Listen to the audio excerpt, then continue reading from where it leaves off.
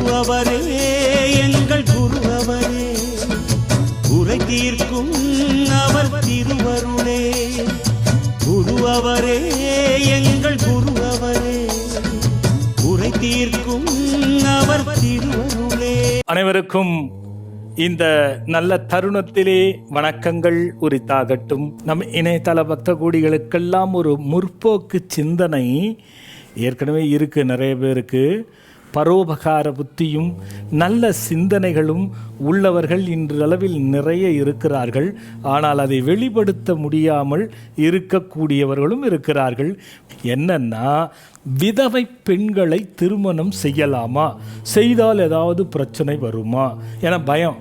ஒருத்தர் இருப்பார், நல்ல எண்ணம், அவருக்கு ஒரு கொள்கையே இருக்கும், நான் விதவை பெண்ணுக்கு வாழ்க்கை கொடுக்கணும், கணவனை இழந்த ஒரு பெண்ணுக்கு வாழ்க்கையை கொடுக்கணும் அப்படிங்கிற ஒரு நல்ல எண்ணங்கள் இருக்கும்.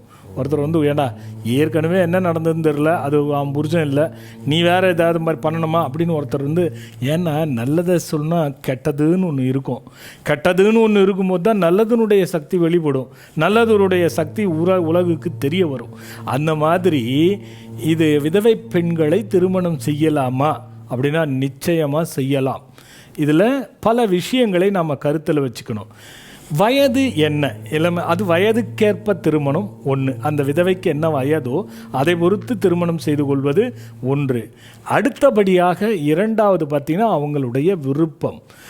அந்த விருப்பம் தெரிந்து முழு மனதோடு அவர்கள் ஏற்றுக்கொள்ள வேண்டும். மூன்றாவதாக பார்த்தீங்கன்னா நிர்பந்தத்தில் செய்து திருமணம் செய்யக்கூடாது. நிர்பந்தத்திற்கு காரணமாக்கி அந்த விவாகத்தை நாம் செய்யக்கூடாது.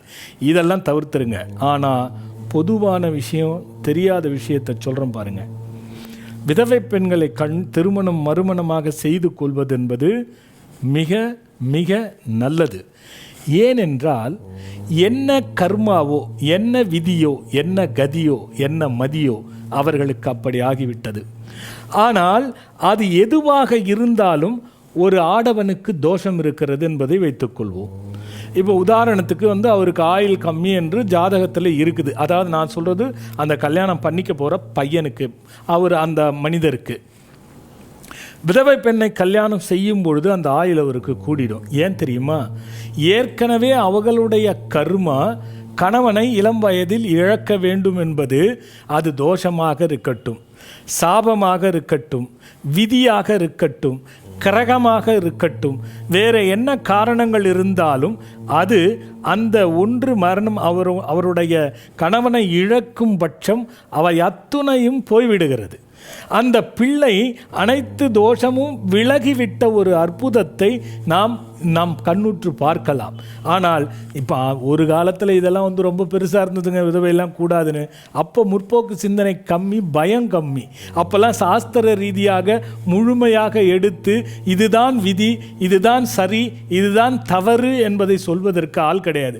நீங்கள் கூட கேட்கலாம், பிராமம், தெய்வம், ஆர்ஷம், ஆசூரம், பிரஜாபத்தியம், காந்தர்வம் என்று 8 விதமான திருமணங்கள் இருக்கிறது. அந்த ராசசம், பைசாசம் நான் சொல்லியிருக்கேன், உங்களுக்கு தெரியும். ஆனால் அந்த வகையில் இதுவும் ஒன்றுங்க. விதவை பிள்ளைகளை, பெண்ணை திருமணம் செய்யும் ஆடவனுக்கு நல்ல யோகங்கள் கிடைக்கும் என்பதில் கருத்தில் வச்சுக்கோங்க. ஒன்று, ஏன்னா அனைத்து கர்மாவும் அது தீர்ந்துவிடும்.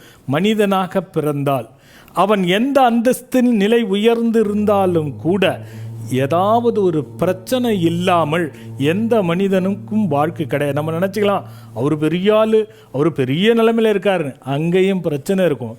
நமக்கு தெரியாது. பிரச்சனைகள் கொடுக்காமல் இறைவன் யாரையும் விட்டு வைத்ததில்லை. இறைவன் பிரச்சனையை கொடுப்பதற்கு காரணமாகுவது அல்ல, அவரவர்தான் அவரவர் பிரச்சனைகளுக்கு காரணம். ஆனால் பிறக்கின்ற கிரகத்தின் அடிப்படையிலே வாழ்க்கையினுடைய சுழற்சிகள் ஏற்படும். அந்த சுழற்சிகளின் கர்மாக்களின்படிதான் ஒவ்வொருவருக்கும் பிரச்சனைகள் இல்லாத மனிதன் இருக்கவே முடியாதுங்க. ஏதாவது ஒரு பிரச்சனை இருந்து கொண்டே இருக்கும்.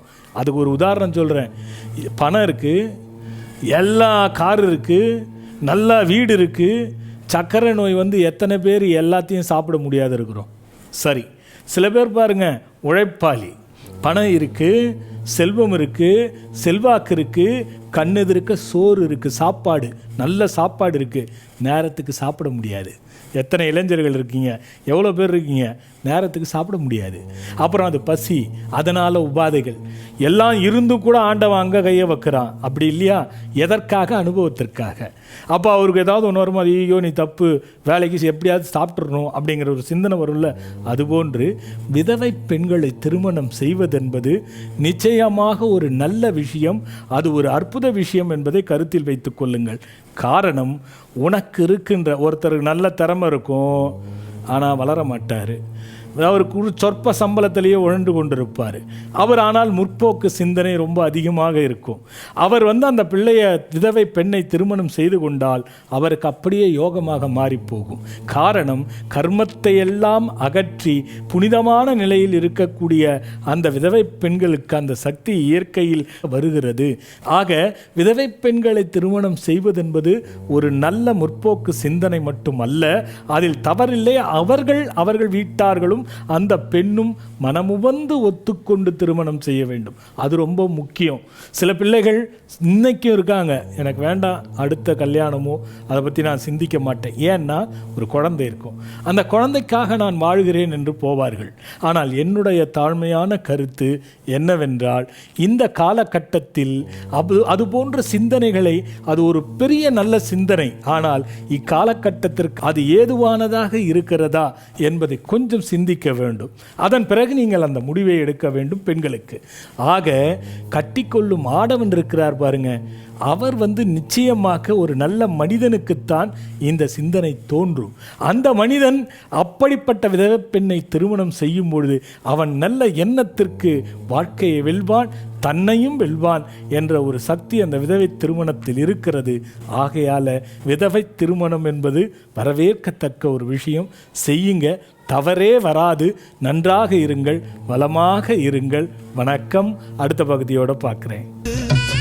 அடியார்கள் இல்லை என்றால் ஆண்டவன் இல்லை, அடியார்கள் இல்லை என்றால் ஆண்டவன் இல்லை, எந்த குருவருளும் இல்லை என்றால் எதுவும் இல்லை, உலகில் எதுவும் இல்லை.